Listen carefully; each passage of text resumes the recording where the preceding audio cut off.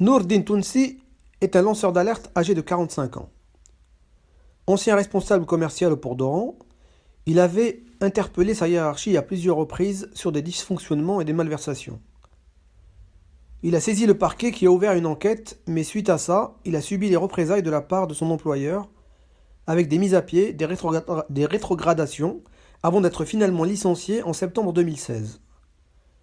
Tounsi avait dénoncé notamment des entreprises comme l'ETHP Haddad ou encore l'OAIC, mais les enquêtes ouvertes par la justice n'aboutissent pas.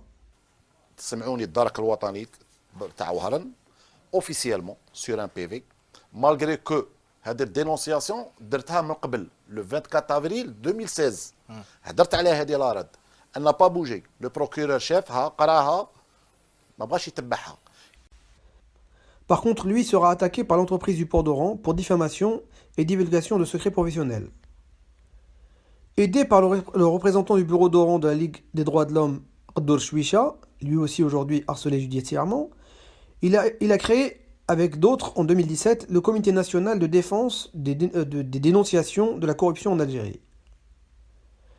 S'il est acquitté dans un premier procès en mai 2018, en juin, il est interpellé avec le journaliste Saïd Boudour après la publication de l'affaire des 701 kilos de cocaïne du port d'Oran. Ils seront relâchés 2 jours plus tard pour être entendus seulement comme témoins après une large mobilisation en leur faveur.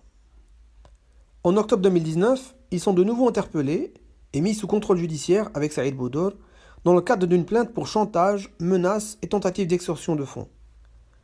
Nourdin Tounsi est interpellé le 21 septembre 2020, le lendemain de la publication d'un nouveau dossier de corruption et accusé d'intelligence avec des agents de pays étrangers, divulgation de secrets pour des étrangers, outrage à magistrats et influence sur la justice en utilisant des publications écrites et vidéos.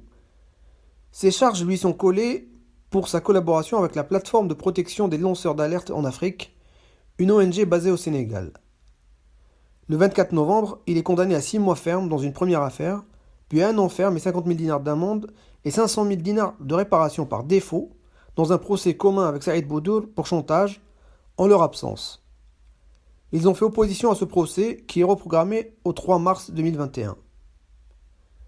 A noter qu'il avait entamé une grève de la faim le 16 novembre qui conduira à son hospitalisation un mois plus tard.